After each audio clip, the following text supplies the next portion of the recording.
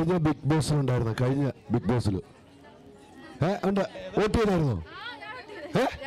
Vote ചെയ്ത പിള്ളേരോട്ടോ.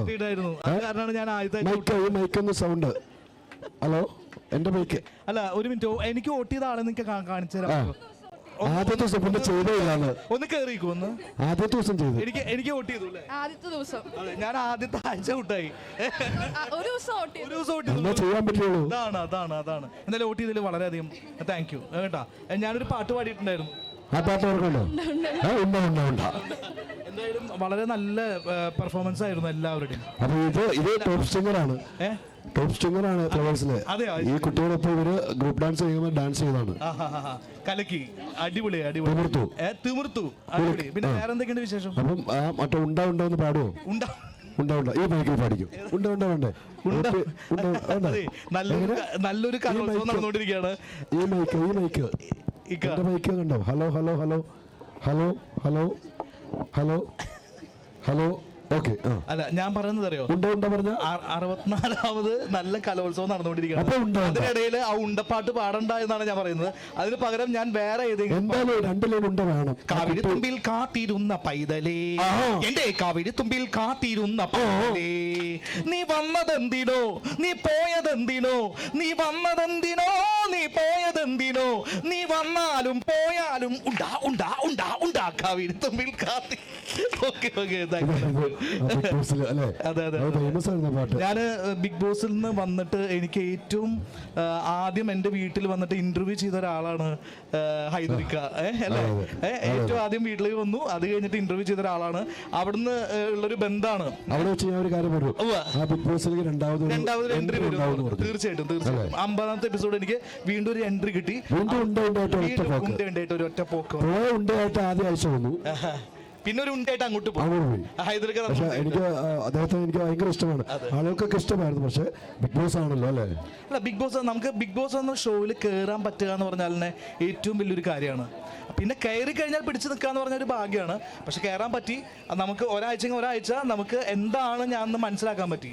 അവർക്ക് entertain കൊടുക്കാൻ പറ്റും. പക്ഷേ ഈ കുട്ടിക്കുണ്ടല്ലോ, ഇങ്ങോട്ട് വരൂ. എന്താ പേരെന്താ? അന്ന അല്ലേ? എന്ത് പെർഫോമൻസ് ആയിരുന്നു ഇവിടെ? Dance, group dance. അപ്പൊ അന്ന രണ്ടുപേരി പാട്ട് ഞങ്ങൾക്ക് വേണ്ടി പാടാൻ പറ്റും? ഞാൻ പാടി. എല്ലാവരും ഈ വേഷത്തിൽ പാട്ട് പാടിയാൽ എങ്ങനെ ഇരിക്കും? ആ പാട്ട് ഏതെങ്കിലും പാട്ട് ഏതെങ്കിലും. കണ്ടു കണ്ടില്ല, കേട്ടു കേട്ടില്ല, കൊച്ചു പൂങ്കുളിരായി പൂമഴയായി പൊന്നോമന കിന്നാരം, കൊച്ചു പൂങ്കുളിരായി പൂമഴയായി പൊന്നോമന കിന്നാരം, ഈ കൈവളകൾ കൊഞ്ചുമ്പോൾ 1000 പൂക്കാലം, ഈ പുഞ്ചിരിതൻ പാൽക്കടലിൽ ഞാൻ ആലില പൂന്തോണി, ഒന്നു വന്നു കൂട്ടിരുന്നു, ഒന്നു മിണ്ടിയില്ല, കണ്ടു കണ്ടില്ല, കേട്ടു കേട്ടില്ല. ഇനിയുണ്ട്, കുറെ ഉണ്ട്. ഇങ്ങനെ കുറെ ഉണ്ട്. പക്ഷെ ഈ കഴിഞ്ഞ സീസണിൽ ബിഗ് ബോസിൽ ഏറ്റവും വൈറൽ ഡയലോഗ് താങ്കൾക്ക് അറിയാലോ? കണ്ണടിച്ച് കിടക്കുന്ന ഞാൻ കണ്ടു. അടുപ്പിച്ച് പറഞ്ഞു. കണ്ണടിച്ച് കിടക്കുന്ന ഞാൻ കണ്ടു. കണ്ണടിച്ച് കിടക്കുന്ന ഞാൻ കണ്ടു. കണ്ണടിച്ച് കിടക്കുന്ന ഞാൻ കണ്ടു.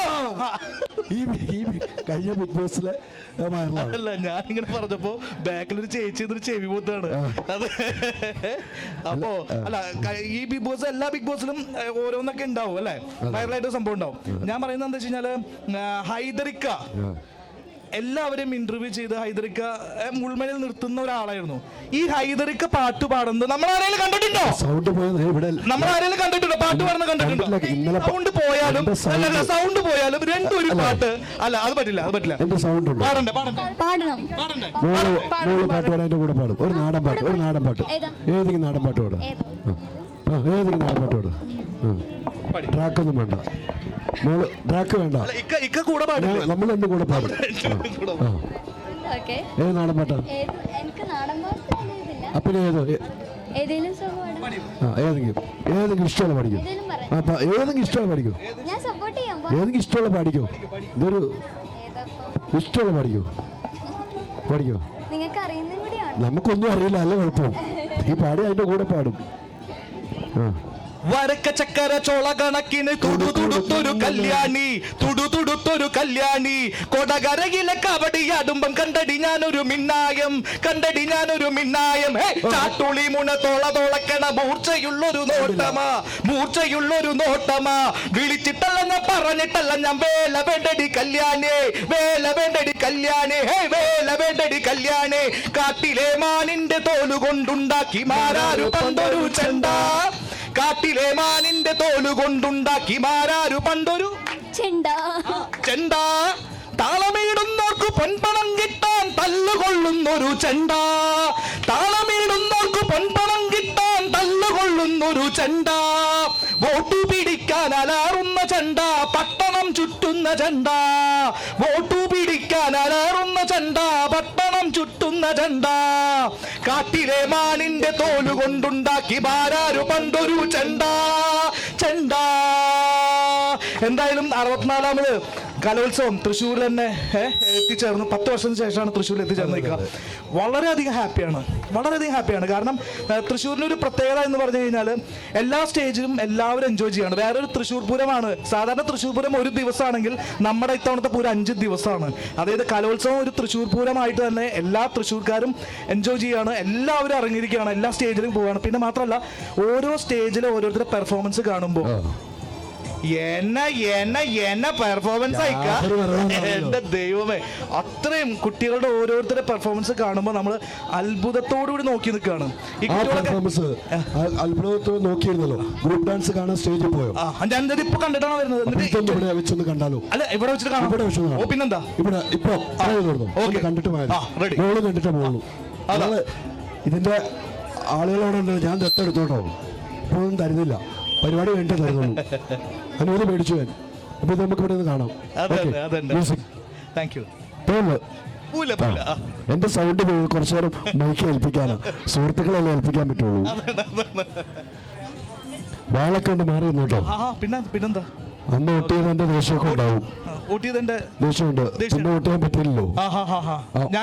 ഞാൻ സമയം കൊടുത്തില്ല വോട്ട് ചെയ്യാൻ. ഉണ്ടയുള്ളതുകൊണ്ട് നമ്മൾ തിരിച്ചു പോന്നു. റെഡി? ഓക്കെ.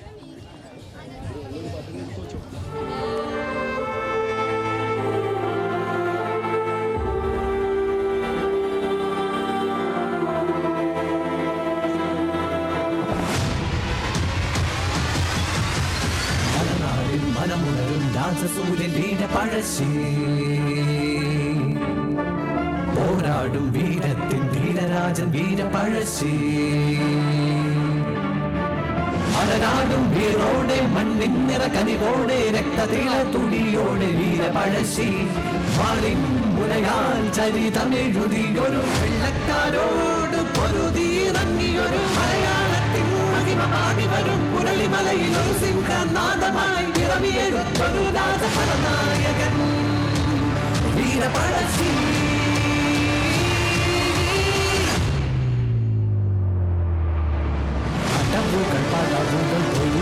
പടകളിലുറുമി കളെഴുതിടും ചരിത കഥകളതു തലമുറകളിലൊരു സ്മരണകളുണരുമി പടകളിളക്കി വരും ചരിത വിരമെഴുതാൻ വളരാതെ പൊരുതിയ പോർക്കളമതിലൊരു തലയെടുപ്പുള്ള രാജകേരള സിദ്ധമതു ഗർജനമായി വരും മലനാടി നിരനാകും വീരകേരള വർമ്മ പഴശ്ശിരാജ.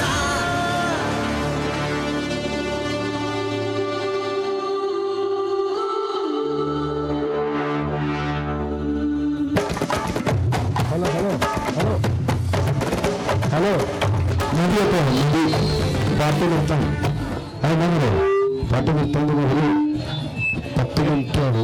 പക്ഷെ ഇപ്പൊ അവിടെ നിന്ന് കളിച്ചിട്ട് വന്ന് വീണ്ടും നമ്മൾ 10 മിനിറ്റ് കളിപ്പിക്കാൻ വെച്ചോ നാട്ടുകാരൊന്നുമല്ല. പക്ഷെ ഇപ്പൊ അവിടെ വന്ന് കളിച്ചു വന്ന ആ ഒരു എനർജി കുറവ് ഉണ്ടായിരുന്നില്ല. ഇവിടെയും അതിനേക്കാളും എനർജി ആയിട്ടാണ് കളിച്ചത്. ഗംഭീരമായിട്ടുണ്ട്, അടിപൊളി പെർഫോമൻസ് ആയിട്ടുണ്ട്. ഞാൻ അവിടെ നിന്ന് നന്നായിട്ട് എൻജോയ് ചെയ്യായിരുന്നു. പിന്നെ മാത്രമല്ല ഈ മേക്കപ്പ് ഇട്ട് കഴിഞ്ഞാൽ ഗുണം എന്താ അറിയോ, എല്ലാവരും ഒരേപോലെയാണ്, നല്ല ഭംഗിയാണ്. മാത്രമല്ല കോസ്റ്റ്യൂംസ് ആയാലും ശരി, നിങ്ങളുടെ സ്മൈലിംഗ് ആയാലും ശരി, ആ ഡെഡിക്കേഷൻ, പിന്നെ ദേശീയഭാവമൊക്കെ നന്നായിട്ടുണ്ട് കേട്ടോ. അല്ലെങ്കിൽ പൊതുവെ ദേഷ്യമുണ്ട് പൊതുവെ ഒരു ഇക്കോടെ എന്തിനാണ് ഇത്ര ദേഷ്യം വരുന്നത്? എന്നോടാണ് ഇവിടെയാണോ? ഇക്കോടൊക്കെ നമ്മള് ആരാധനല്ലേ വേണ്ടത്? ആരോടും ഇല്ല ദേഷ്യം? ആരോടും ഇല്ല അല്ലേ? അതെ അതെ. തൃശ്ശൂര്, ഞങ്ങളുടെ തൃശ്ശൂർ എങ്ങനെയുണ്ട്? സൂപ്പറാണ്. അമ്മയുടെ അമ്മയോട് അങ്ങനെ ബന്ധമുണ്ട്. അപ്പൊ എങ്ങനെ കറങ്ങി തിരിച്ചാലും ബന്ധങ്ങളുണ്ട് അതെ അതെ അതെ അല്ലേ? തീർച്ചയായിട്ടും. നമുക്ക് നിങ്ങളിപ്പോ പോകുന്നുണ്ടോ? ഒരു പാട്ട് എൻജോയ് ചെയ്ത് അടിച്ചു പൊളിച്ചിട്ട് പോകുള്ളൂ. നിങ്ങൾക്ക് എത്ര മണി വരെ നിൽക്കാം? പോകണോ? എന്നാൽ നിങ്ങൾ യാത്ര തിരിച്ചോളൂ. ഒരു യാത്ര തിരിക്കുമ്പോൾ നമുക്ക് വേറെ ടീമിൽ അതിൻ്റെ ഇടയ്ക്ക് വയൽ ആയിട്ടൊരു കുട്ടിയുണ്ട്. ആ കുട്ടിയെ നമുക്ക് വിളിക്കണം. അപ്പോൾ അവിടെ പാട്ട് റെഡിയാവും. ഒരു മോളെ വയൽ അത് കേൾക്കണ്ടേ? വയൽ വായിക്കുമോ? വയലിനില്ല. പിന്നെ എന്ത് വായിക്കും? വീണ വായിക്കുമോ? വീണ വായിക്കില്ല. പിന്നെ എന്താ വായിക്കുക? ഞാന് നന്നായിട്ട് പുസ്തകം വായിക്കും. പുസ്തകം വായിക്കും. അതെ. അതിന്റെ അറിവാ ഇതൊക്കെ ഉണ്ടാ പാട്ടൊക്കെ അല്ലേ? ഞാൻ ബിഗ് ബോസിൽ നിന്ന് ഇറങ്ങിയിട്ടില്ല. അതൊന്നും കിട്ടിയ അറിവാ പാട്ടൊക്കെ. അതെ. ഉള്ള വയൽ കേൾക്കുമ്പോൾ നമുക്കൊരു പാട്ട് റെഡിയാവും. ആ കുട്ടിയുടെ കൂടി പാടണമെന്നാണ് പറഞ്ഞേക്കണം. തീർച്ചയായിട്ടും. അപ്പോൾ ഗ്രൂപ്പ് ഡാൻസ് ടീമിനോട് ആ സമയത്ത് പിടിച്ചു നിർത്തും. അവർ ഡാൻസ് ചെയ്യും. എല്ലാം കൂടെ പൊളിക്കും നമ്മളിന്ന്. ഇവരൊക്കെ കാണുമ്പോഴുണ്ടല്ലോ, അതായത് നേരത്തെ പറഞ്ഞ എല്ലാം ഒരേപോലെ തന്നെ ഇരിക്കണം അല്ലേ? ഹൈറ്റിൽ വ്യത്യാസമുള്ളൂ. മാത്രല്ല ഇക്ക ശ്രദ്ധിച്ചോ, അതായത് എല്ലാ ഗ്രൂപ്പ് ഡാൻസിന്റെയും കോസ്റ്റ്യൂംസ് ഭയങ്കരമായിട്ട് എല്ലാ കാര്യങ്ങളിലും അവര് ഈച്ച് ആൻഡ് എവറി പോയിന്റ് അവർ ശ്രദ്ധിച്ചിട്ടുള്ളതാണ്. കോസ്റ്റ്യൂംസിനായാലും ഒന്നിനൊരു കുറവ് വരുത്താതെ വളരെ ഭംഗിയായി തന്നെയാണ് എല്ലാവരും പെർഫോം ചെയ്യുന്നത്. നമ്മളൊക്കെ കാണുമ്പോൾ ഇപ്പൊ ഞാനൊക്കെ ജഡ്ജായിട്ട് ഇരിക്കുകയാണെങ്കിൽ എല്ലാവർക്കും എ ഗ്രേഡ് വരും. കാരണം എന്തറിയോ, നമുക്ക് ഡാൻസിനെ കുറിച്ചിട്ട് അറിയാത്ത കാരണമായിരിക്കും നമുക്ക് എല്ലാ പെർഫോമൻസും വളരെ നല്ല പെർഫോമൻസ് ആയിട്ട് തോന്നുന്നത്. അങ്കിള് പാട്ട് പാടുവോ? ഞാൻ വീണ്ടും പാട്ട് പാടണോ? അല്ലല്ല, പാട്ട് പാടുവോ? ഞാനാ പാട്ട് പാടണം. എന്ന് ടെസ്റ്റ് ചെയ്യട്ടെ. ഞാനൊരു സംഗതി പാടാം. അത് അങ്കിള് പാടണം. പാടിയേ പറ്റും. ദൈവമേ, വീണ്ടും ഞാൻ പുഷ്പുള്ളിക്കാണല്ലോ തലവെക്കുന്നത്. ഓക്കെ, റെഡി അല്ലേ? എല്ലാവരും സപ്പോർട്ട് ചെയ്യില്ലേ? ഓക്കെ, പാടാം. എന്താ മോളുടെ പേര് ഒന്നുകൂടി പറയണം. ഗൗതമി. ഗൗതമി. പറഞ്ഞു. ഓക്കെ, ഒരു അകാരാണ് പാടുന്നത്. അകാര അറിയാലോ? വെച്ചിട്ട് അതെ അതെ. പണ്ടത്തെ ഒരു സോങ് ഉണ്ട്, മനസ്സിലുണരു പറഞ്ഞിട്ട്. അറിയോ? ആരാ പാടിയേ? യേശുദാസ് സാറും ജാനകിയമ്മയും പാടിയത്.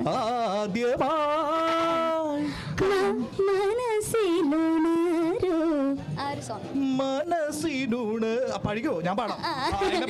അതില് ഒരു ചരണം ഞാൻ പഠിപ്പിച്ചു തരാം. പഠിപ്പിച്ചോ.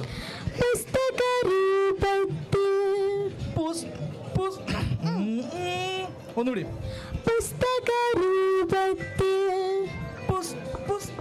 പുസ്തകരൂപത്തിൽ ആയുധരൂപത്തിൽ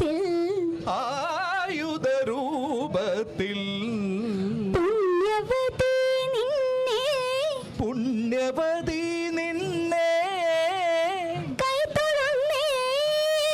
കൈതൊഴുന്നേ.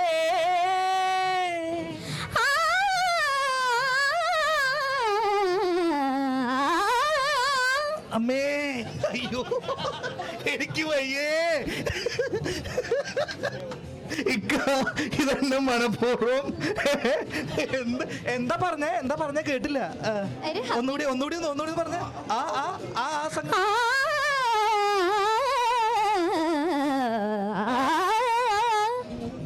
പാസ്. ഈ കളിയിൽ പാസ് ഇല്ല. ഇനി ഞാനൊന്ന് പഠിപ്പിക്കണം. അത് അതേപോലെ പാടണം.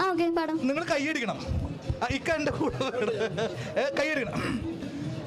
ആദ്യമായി കണ്ട നാൾ,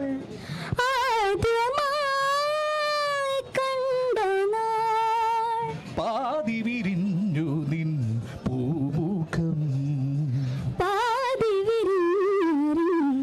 പിന്നെന്തായിരുന്നു? പാതി വിരിഞ്ഞു നിൻ പൂമുഖം.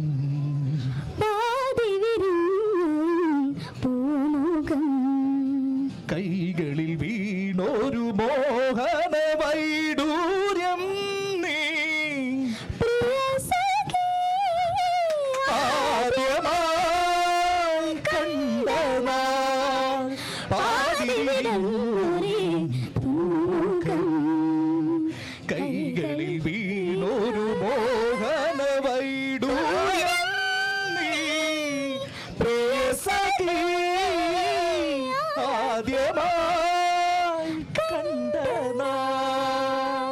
ഞാൻ ഈ പാട്ട് പാടിയത് എന്താ അറിയോ, അതായത് എന്റെ പാടിന്റെ വൃത്തികേടും ആ കുട്ടിയുടെ പാട്ടിന്റെ നല്ല വശങ്ങളും നിങ്ങൾക്ക് മനസ്സിലാക്കണം.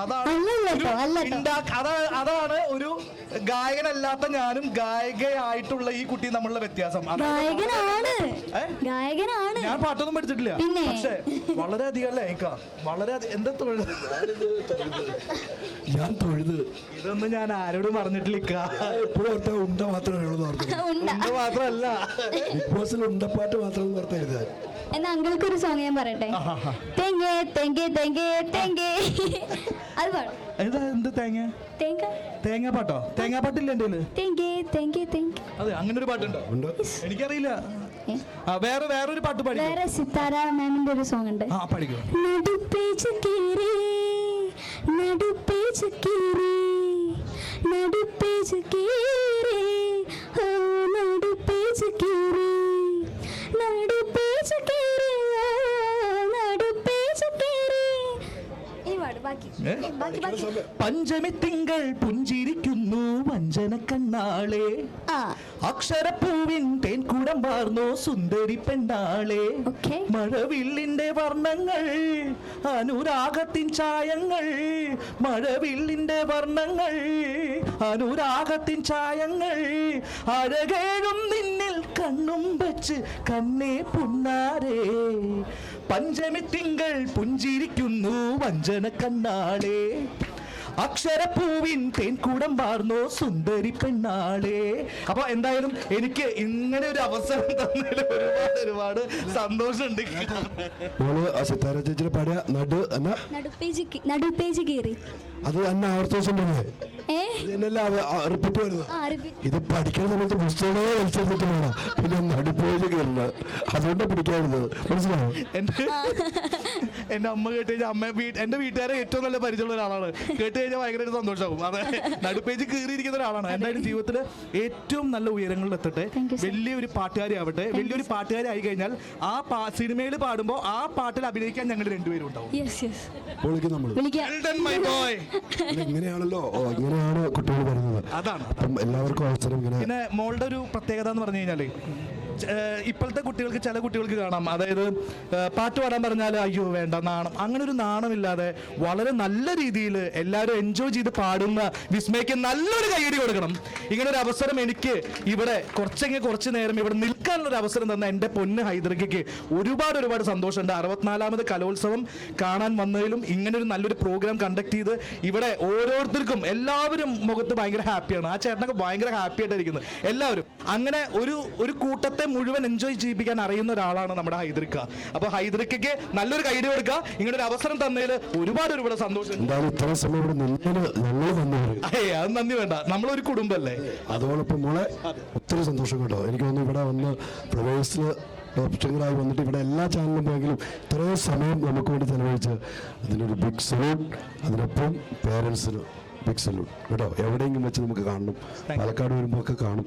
മോക്കയുടെ നമ്പർ ഒന്ന് വാങ്ങി വെക്കണം, നമുക്ക് ആവശ്യമുണ്ട്. മോളെ ആവശ്യമുണ്ട് നമുക്ക്. പിന്നെ അല്ല പൊളിക്ക് നമ്മള് ഇത്രയും നല്ല മകളെ കിട്ടിയതിൽ അച്ഛനും അമ്മയ്ക്കും ബിഗ് സല്യൂട്ട്. അതായത് ഭാഗ്യവാനും ഭാഗ്യവതിയാണ്. നല്ല പിഞ്ചു മോളാണ്. നല്ല രീതിയിൽ ഉയരങ്ങളിൽ എത്താനുള്ള ഒരു നല്ലൊരു സ്റ്റഫുള്ളൊരു ഗായികയായിട്ട് മാറട്ടെ കേട്ടോ. വലിയൊരു ഗായികയായിട്ട് മാറട്ടെ. വെരി താങ്ക് യു കേട്ടോ. Thank you. ഹോം അപ്ലയൻസ് വാങ്ങാൻ ഒരിടത്ത്, ക്രോക്കറി വാങ്ങാൻ വേറൊരിടത്ത്, ഗാഡ്ജറ്റ്സ് വാങ്ങാൻ വേറെ എവിടെയോ ഒരിടത്ത്. അതെ, എന്തിനിങ്ങനെ പലയിടത്ത് ഓടണം? മൈജി ഫ്യൂച്ചർ ഉണ്ടല്ലോ. മൊബൈൽ ഫോൺ മുതൽ ഹോം അപ്ലയൻസസ് വരെ എല്ലാം ഒരിടത്ത്, ഏറ്റവും കുറഞ്ഞ EMI. അങ്ങനെയാണെങ്കിൽ ഏറ്റവും കുറഞ്ഞ വില. എന്നാ ഏറ്റവും കൂടുതൽ ഓഫറുകൾ. MyG future, experience the next. MyG ആണ് ഫ്യൂച്ചർ.